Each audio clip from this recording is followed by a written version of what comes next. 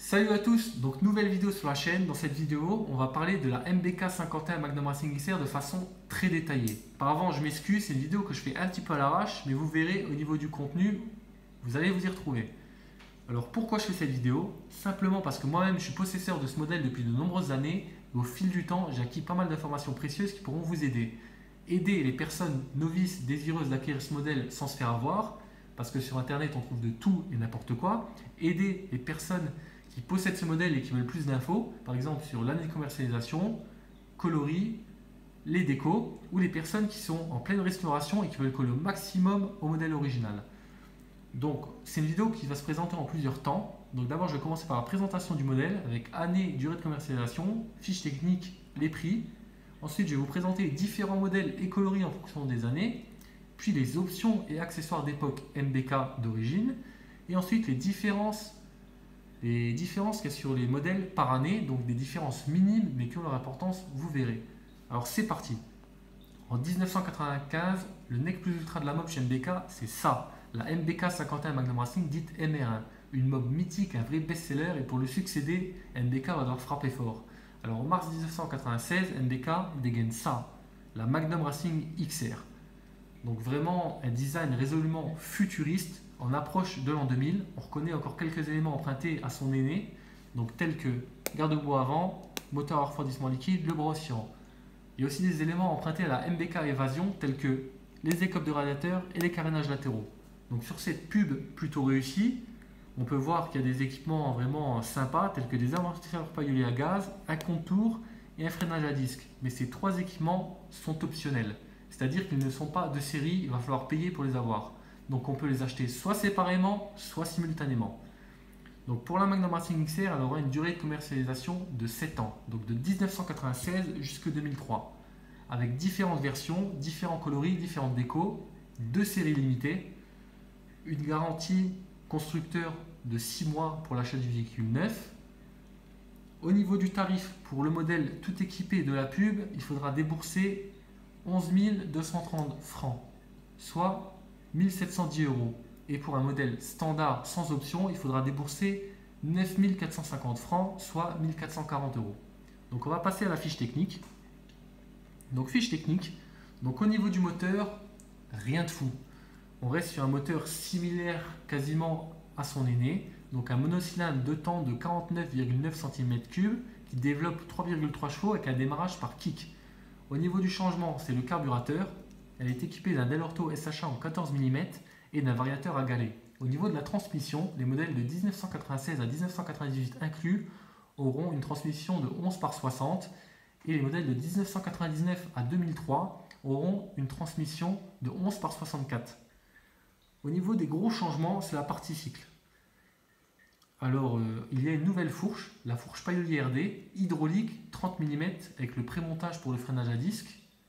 Donc c'est vraiment une grosse révolution, ainsi que les jantes Grimeca 3 branches avec montage tubeless, donc tubeless c'est-à-dire sans chambre à air, des jantes qui sont résolument plus larges que sur les modèles précédents, qui embarquent du moins un tambour arrière de 90 mm et un tambour avant de 105 mm, avec en option le freinage à disque en 180 mm, une première sur une mob de série.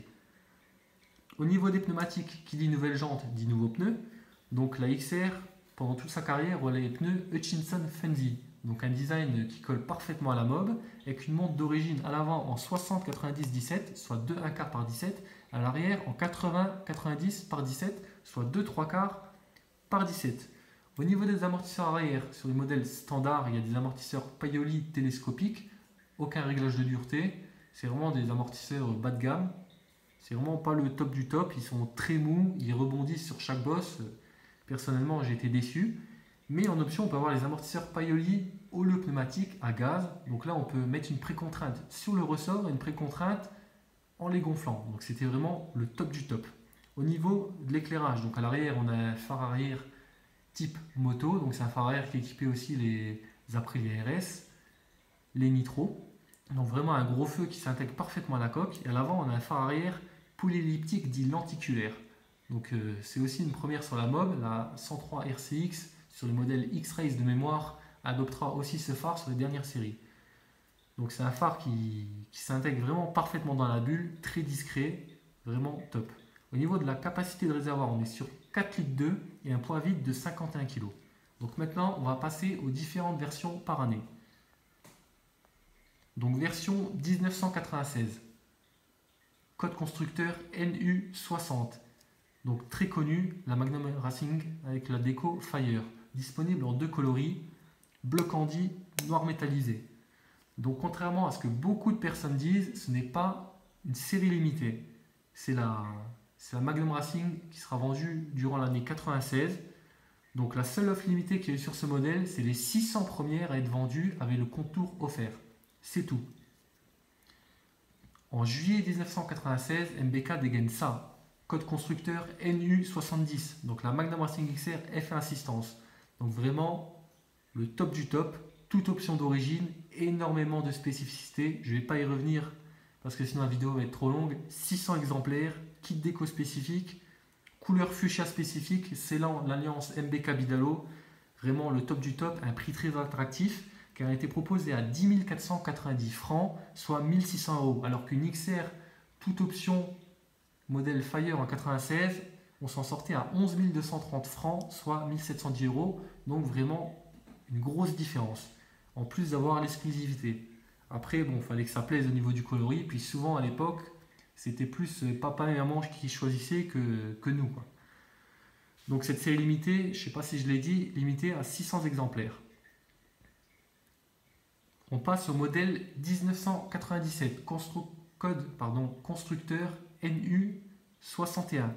Donc vraiment, on passe sur un kit déco vraiment plus sobre, classique, ça n'a plus rien à voir avec les modèles Fire. On reste sur 2 coloris disponibles, toujours le bleu candy et le noir métallisé. Pas de gros changements mis à part la déco qui reprend le kit déco du F1 Assistance, sauf que le MBK n'est plus siglé Racing en dessous.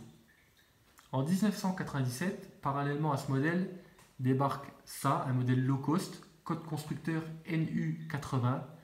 Donc ce n'est pas une Magnum Racing XR, c'est une Magnum Racing. Comme à l'époque avec la MR1, il y avait la Rock Racing, modèle low cost à refroidissement par air. La XR s'offre aussi son modèle low cost qui est la Magnum Racing. Donc pour celle-ci, une version plus dépouillée, uniquement un coloris disponible, le noir pailleté. Moteur à air, fourche télescopique, donc similaire à tout ce qui est Magmax, MR1, tout ça. Donc du coup, le support compteur est spécifique lui aussi. Une jante sans prémontage à disque. Et du coup, uniquement en option, on pouvait avoir le pré-équipement, du moins l'équipement amortisseur à gaz ou le contour. On ne pouvait pas monter de freinage à disque dessus sans remplacer la fourche. Donc cette Magnum low cost a aussi un prix très attractif. Donc elle est proposée à 7 890 francs, soit 1200 €. On passe au modèle 1998 de la Magnum Racing XR, code constructeur NU62, donc modèle uniquement disponible en bleu candy, donc une déco qui devient encore plus palo que le modèle précédent, pas de réel changement. Elle est proposée à un nouveau prix, elle est proposée à 8 590 francs, soit 1310 €, et ce prix restera jusqu'à la fin de carrière de la XR. En 1999, le coloris noir revient au catalogue. La déco, qui est très similaire au modèle 1998, s'offre un petit peu plus de couleurs sur la coque, les carénages latéraux ainsi que la bulle. Code constructeur NU63. Donc là, c'est vraiment la mob où c'est l'année des changements. Il y a pas mal de petits détails qui changent dessus. Donc j'y reviendrai tout à l'heure. Au niveau du prix, ça reste le même. J'avais trouvé une doc d'époque qui parlait des changements sur cette mob. Donc du coup, c'est l'année où ils ont changé la transmission et ils ont bridé le CDI. Donc on gagnait vraiment à bas régime, mais en régime, on perdait tout, quoi. En parallèle, elle s'offre aussi son modèle low cost à air, donc code constructeur NU81. Seul le kit déco change, c'est tout. Ah si, il y a eu une offre aussi promotionnelle sur ce modèle en 1999. Elle était disponible jusque septembre 1999 à un prix de 7 590 francs, soit 1160 €. Donc c'était vraiment la moins chère des Magnum Racing. Un tarif très attractif, c'est pour ça qu'on en trouve encore pas mal en circulation.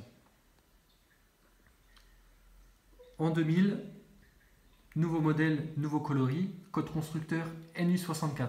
Le bleu disparaît du catalogue et on a un nouveau modèle gris métallisé. Donc ces modèles dureront de 2000 jusqu'à 2003 sans changement. Le prix reste le même. Une déco encore différente avec un petit peu de jaune flashy. En parallèle à ce modèle, on a aussi la version AR bien sûr. Donc la version code constructeur NU82, kit déco différent, nouvelle bavette, sinon le reste c'est similaire. En parallèle à ça, en juillet 2000, MBK nous sort sa deuxième série limitée. Donc la Magnum Racing SE Special Edition, plus communément appelée Millennium. Code constructeur, NU71. Donc il y a eu deux modèles de Millennium en fait. Donc il y a eu le modèle qui est sorti en juillet 2000, limité à 600 exemplaires, reconnaissable car il possède les amortisseurs Paoli or avec le ressort blanc, comme les F1 Assistance. Et ensuite, elle est apparue au catalogue de 2001 à 2002 en modèle de série, donc non limité, et elle se reconnaît parce qu'elle a les amortisseurs gris métallisés à ressort blanc. Après, on peut aussi la repérer par rapport à son numéro de série. Donc sur cette série limitée, on n'avait pas toutes les options. On avait les Paoli à gaz, le freinage à disque, mais on n'avait pas le contour. Le contour est resté optionnel là-dessus. Donc voilà, donc là je vous ai fait un petit tableau avec les références constructeurs, avec les numéros de série. Donc là on voit bien 96 NU60, le numéro de série commence par 5431. 97 NU61, donc c'est de 5432 jusqu'à 5433. 98 NU62, donc de 5434 à 5435. Ensuite les NU63 à partir de 99, donc qui englobent les modèles bleu, gris et noir, avec un numéro de série, donc VG5M52D1. Et il reste identique sur le modèle NU64, c'est pour ça que je ne l'ai pas renoté. A savoir que la F1 Assistance NU70, le numéro de série commence par 5432. Mais attention, il ne faut pas se faire avoir, parce qu'il y a aussi des XR de 1997 qui ont ce numéro de série qui commence par 5432. Le numéro de la F1 était noyé dans toute cette série de chiffres, ils n'avaient pas fait un numéro spécifique. Chose qu'ils ont corrigé en 2000 sur la Magnum Racing SE Millennium NU71. Toutes les Millennium, leur numéro de série, c'est VG5M52D2. Contrairement aux autres qui sont en D1, les Millennium sont en D2. Il n'y a que les Millennium qui ont le numéro D2. Après, pour les moteurs, pour les modèles à refroidissement par air, donc la Magnum Racing 2 non XR, donc je vous ai mis les différentes variantes, donc NU81, 81, 82. Donc là, j'ai pas mis les numéros de série parce que bien sûr, ils sont noyés dans les numéros de 97 jusque là. Donc celles-ci, elles sont noyées là-dedans. J'ai pas eu plus de précision là-dessus parce que j'en ai très rarement croisé. Et le modèle après 99, donc qui arbore le nouveau numéro de série MBK, est noyé dans les modèles D1. Donc voilà. Ensuite, là je vous ai mis les codes couleurs. Donc les couleurs disponibles de 96 à 99, donc le Black 2, Candy Blue, Vivid Magenta, Cocktail 3, donc ça c'est la couleur spécifique à la F1 Assistance. Et ensuite de 2000 à 2003, le Black 2, le bleu disparaît pour être remplacé par le Fine Silver et le coloris de la Millennium qui est le Purplish Blue Candy 3, qui est aussi appelé plus communément Viper Blue. Là je vous ai mis tout ce qui est tarif. Donc alors les prix en 96, donc hors option, avec la conversion en euros, toute option, F1 Assistance, ensuite le modèle 98, donc qui est presque 1000 francs moins cher, avec toute option, le modèle de la Millennium. Ensuite je vous ai mis les modèles, je vous ai mis les prix des modèles avec refroidissement par air, hop, donc ils sont hors option, et ça c'est le prix des options. Donc le contour CEV était proposé à 345 francs, soit 53 euros, les Paoli à gaz 590 francs, soit 90 euros, et le freinage à disque Grimeca 845 francs, soit 130 euros. Alors maintenant on va passer sur le chapitre des options. Donc chapitre intéressant parce qu'il y a aussi pas mal de variantes. Donc alors on pouvait prendre en option les amortisseurs Paoli à gaz de 1996 jusqu'à 2003. Alors il y a un coloris spécifique pour les amortisseurs à gaz pris en option, ils étaient tous de cette couleur. Donc corps gris, bonbonne or, ressort jaune. Ceux-ci sont des amortisseurs à gaz spécifiques des Magnum Racing XR Millennium non limités. Corps gris, ressort blanc. Et ça, c'est des amortisseurs spécifiques au F1 Assistance et à la Millennium série limitée de 2000. Donc ils sont identiques. Les corps dorés avec le ressort blanc. Alors on passe, ça c'est le contour CEV, donc qui habille parfaitement la planche de bord. Je comprends même pas pourquoi ils l'ont pas mis de série, la planche de bord est tellement belle comme ça. Donc ce sont les mêmes, que ce soit en option ou sur la F1, tout ça, c'est le même contour. Ensuite on passe au freinage à disque. Donc pour le freinage à disque, donc Grimeca double piston 180 mm. Tous les disques ont le centre couleur or, mais sur les modèles de 96 à 2003 pris en option, l'étrier est noir. Attendez, je vais vous le montrer. L'étrier est noir. Et sur les modèles, que ce soit la F1 Assistance ou la Millennium série limitée ou non, l'étrier est de cette couleur, c'est un gris bronze. En fait, c'est la même couleur que les jantes de XR, que les jantes grises de XR, que les jantes standards, quoi. Donc avec ce freinage à disque, il avait une patte pour guider la durite. Souvent, elle a disparu suite aux nombreux démontages. Et cette patte se fixait comme ceci sous la bulle. Elle servait à guider la durite. Donc la durite venait, était guidée par la patte, elle passait dans le support garde-boue et ensuite a été branchée à l'étrier. Le maître cylindre Grimeca, il n'y a eu qu'un modèle, que ce soit en option ou sur les séries limitées, c'est ce modèle-là. Il n'y en a pas d'autres. Donc on peut retrouver ce modèle sur certains scooters italiens tels que les Aprilia, mais le levier sera plus long. Le levier est vraiment spécifique au Magnum Racing. C'est un levier court. Et ça, c'est pour vous montrer que quand on avait le prééquipement du freinage à disque, on notait le tambour et on mettait cette flasque à la place, donc qui était vissée directement sur la jante et qui permet d'entraîner le compteur du côté opposé du disque. Parce que je vois souvent des secondes montes avec l'entraîneur de compteur côté disque, mais c'est pas bon, il faut mettre l'entraîneur de compteur à droite de la jante, sur cette flasque.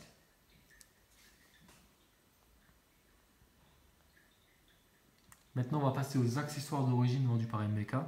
Donc là, il y avait bien évidemment cette bulle, un accessoire assez rare, donc pareil qui ne plaît pas à tout le monde, donc qui vient compléter la bulle de la Magnum Racing XR. Moi, je la trouve vraiment sympa. D'ailleurs, sur la mienne, je la possède, mais certes, elle est un petit peu longue. Elle a un petit retour là elle aurait été mieux un peu plus courte. Et c'est vraiment un accessoire très très sympa. On avait aussi le bouchon de réservoir à clé qui évitait les mauvaises blagues des copains, comme le sucre dans le réservoir ou de se faire siphonner la mob. Donc ça, c'est un bouchon, comme vous le voyez d'origine, un siglé MBK et BP Zoom. Donc voilà, un bouchon, on le trouve vraiment en copie chinoise, tout ça, mais pour en trouver un d'origine, c'est un petit peu plus compliqué. Donc maintenant, on va passer aux différences par année. Alors là, ça va être un petit peu plus compliqué. Donc je vais essayer d'être assez précis. Donc alors sur les Magnum Racing XR, on a eu 3 types de brossiants. Donc sur les premières, jusque 1997, donc sur la Blue Blackfire et F1 Assistance, on a un brossiant comme la MR1 avec le ressort à l'intérieur. À partir du modèle 97 jusqu'à 98 inclus, on a ce type de brossiant où on voit le téton de rabat de béquille et devant la vis. Et à partir de 99 jusqu'à 2003, le téton est derrière, ce qui consiste à faire un rabat automatique. C'était une sécurité, donc à mon avis ça devait être une norme. Donc les modèles à partir de 1999 ont ce brossiant à rabat automatique.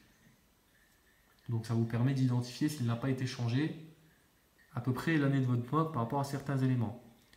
Donc je pense qu'ils sont passés déjà au téton devant parce que souvent quand on changeait la démultiplication, la chaîne, si elle était trop détendue, venait frotter le téton, elle le bouffait et du coup on perdait le ressort et c'était un petit peu problématique. Ensuite on passe au cale-pied. Il y a eu 2 types de cale-pieds sur les XR.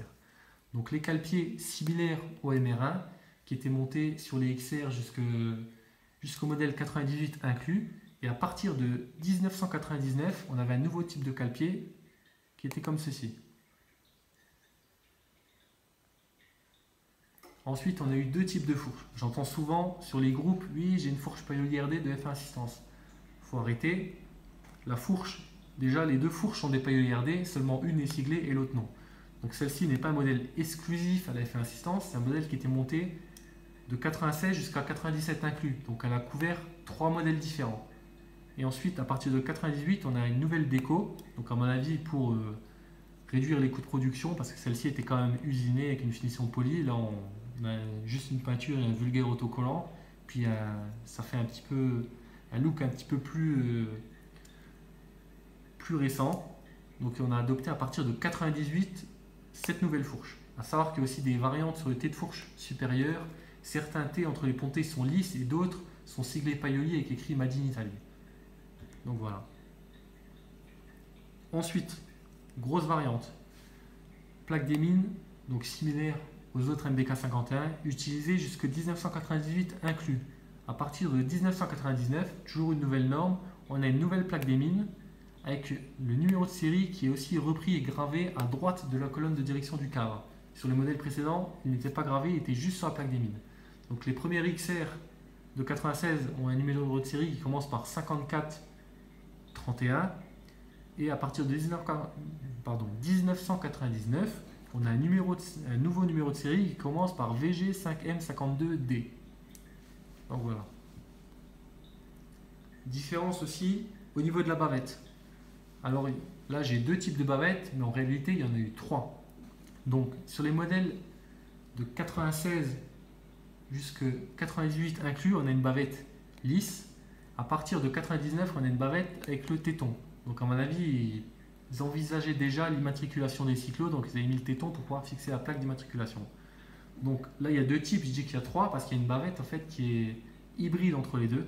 En fait, sur ces bavettes, pour la fixation du feu, derrière, on a des petites bagues similaires à des rondelles mais beaucoup plus larges afin de ressortir un peu le phare. Donc quand le phare est monté avec ce type de bavette, avec les rondelles, le phare est vraiment à fleur de la coque, la finition est parfaite. Ensuite, sur ce type de bavette, ils ont voulu gratter en supprimant les bagues, ils ont fait une moulure directement dans le plastique, mais le phare est décalé vers le bas et il ressort, il n'est plus vraiment homogène avec la coque. Et du coup, il y a eu un type hybride, c'est cette bavette avec le moulage en haut, donc c'est une bavette lisse avec le phare qui ressort. Donc je vais vous montrer la différence sur deux de mes machines. Donc là on voit bien le phare, bon, là c'est ma Millennium, j'ai mis une bavette phase 1 que j'ai coupée pour avoir vraiment le phare qui s'ajuste parfaitement à la coque. Et là on voit sur ma XR grise que le phare, il y a vraiment un jour, il est vraiment plus bas, ça colle pas quoi. Donc ça c'est vraiment la différence, c'est vraiment les différences entre les deux bavettes. Donc comme je vous l'ai dit, 96, 98 inclus à partir de 99. Ensuite, il y a les revêtements de poignée. Donc revêtement de poignée 96 à 98 inclus. Donc ce type, donc similaire au MR1 sauf que l'embase est ronde. Et à partir de 99, des poignées un petit peu plus récentes avec un embout de guidon moulé dans le caoutchouc. Vraiment sympathique, donc de 99 jusqu'à 2003. Le starter.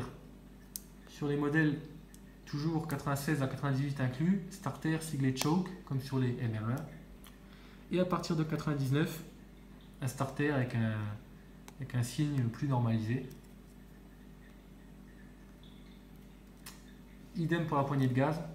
Donc poignée de gaz domino, la poignée de gaz reste sensiblement la même.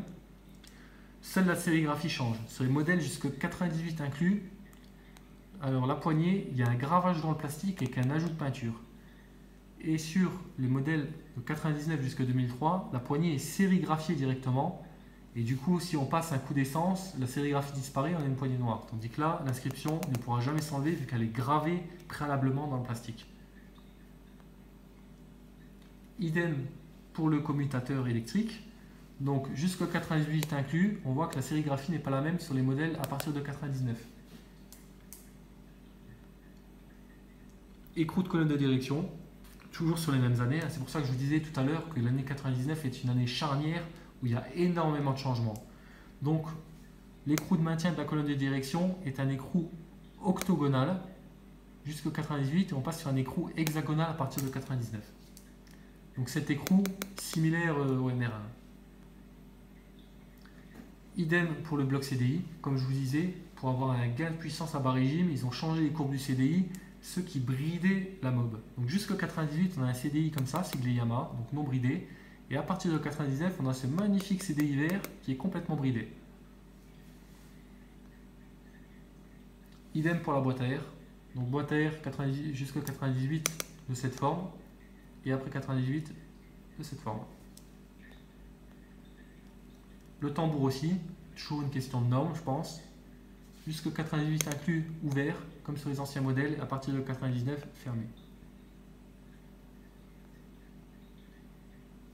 Ça c'est un axe de roue arrière.